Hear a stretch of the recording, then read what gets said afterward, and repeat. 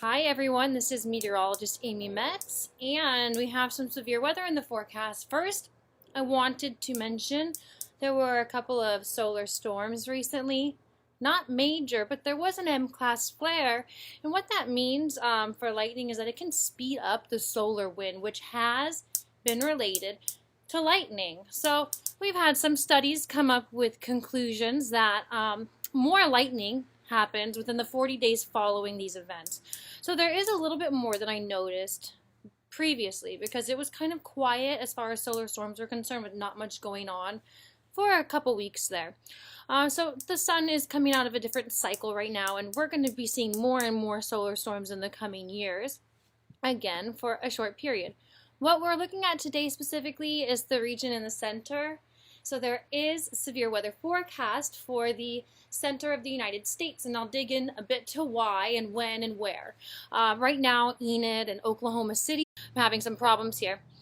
So yes, reconnection successful. I'm seeing on the screen, you too probably. It looks like we have a G2 moderate storm watch for tomorrow and also for the 25th. So there was one that had been forecast for the 22nd. And again for the 25th, a little bit stronger from the last CME, coronal mass ejection, that came off of the sun. So little bits of aurora, little bits of lightning, and I won't dig into that too deep right now this time like I do sometimes, other than just showing you that we haven't had any new CMEs. So there's a little bit of a blast there that came out the other day, and that will affect us and be figuring out exactly how and why. We had little bits of aurora here the other day with real-time data there, if you know AE. Otherwise, I'll get right back into Earth weather because I'd love to see how these two things connect, so I am studying this right now. And so what we're looking at now is the GOES. I want to specifically know how much moisture is in the area. That's ingredient number one for our severe weather. So I'm going to look at the upper levels. This is there, and I'm going to start west to east. So this is GOES West satellite sitting out in space. And green is going to be moisture. So that's moving into the area. Yellow is very dry, and blue is dry. So there is upper level dry air sort of moving into this low pressure system that's already developing as we speak right now. And then if we want to look at a different level, for the mid level, I'll just pop over to the band 9. And we see that there's even more bright colors here in that same area, even more dry air pushing in.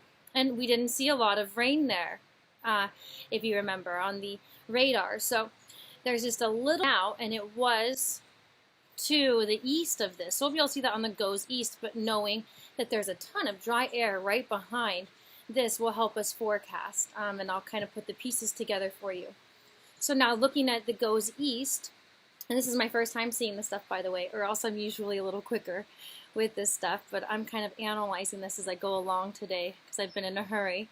So yeah, we have, same region, quite a bit of moisture. So what I'm seeing here is that we have the green, lots of moisture coming in today, tomorrow.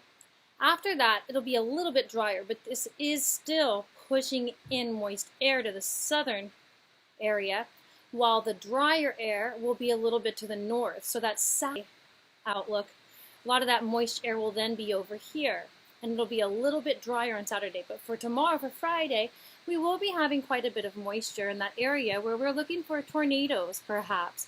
So storm chasers are excited about this. There's going to be some action out there for them. And anybody who's living there is probably going to need to be concerned and looking at the radar to make sure that they are safe as this stuff passes.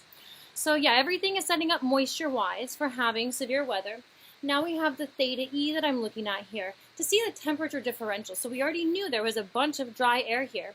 And what really gives us tornadoes, besides having some moisture around, and we're going to have another mechanism for added moisture, by the way, other ways for air to rise and condense as this moves eastward.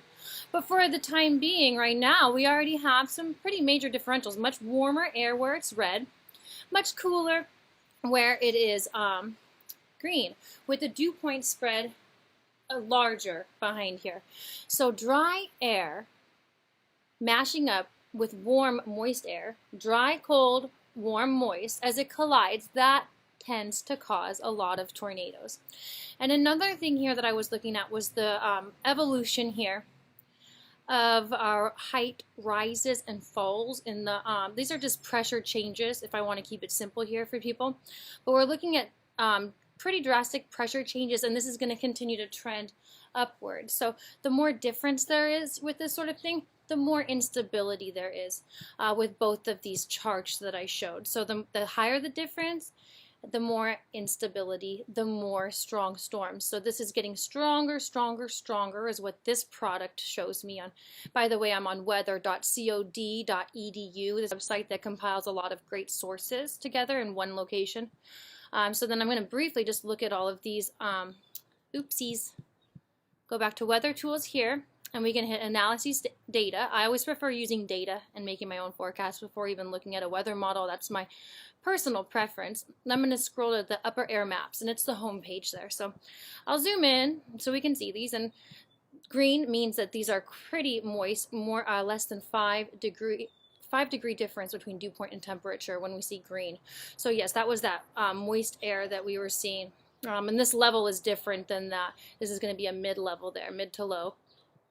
So here, it's not showing a crazy bit, there's no big batch of vorticity here yet.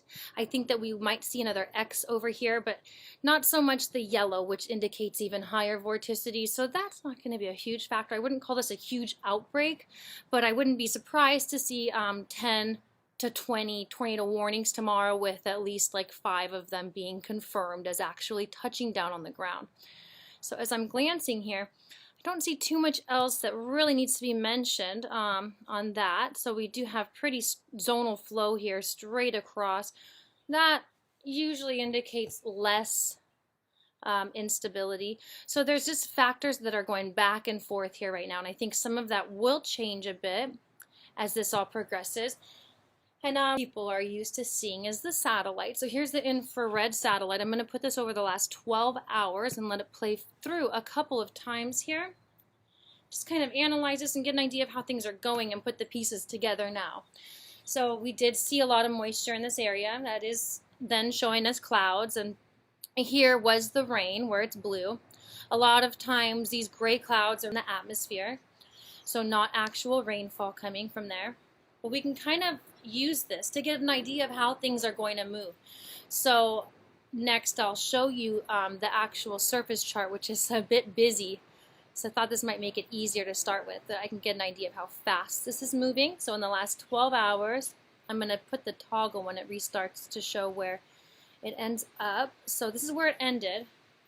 Now in 12 hours, that little trough only propagated probably about 50 to 100 miles. So then yeah, by tomorrow and the next day on Saturday, this will very likely be drifting up toward the southeast, and again kind of pushing low as this low pressure drifts across here and forms up. That will kind of keep this moisture that is moving north from the equator. We'll keep it in the southeast US.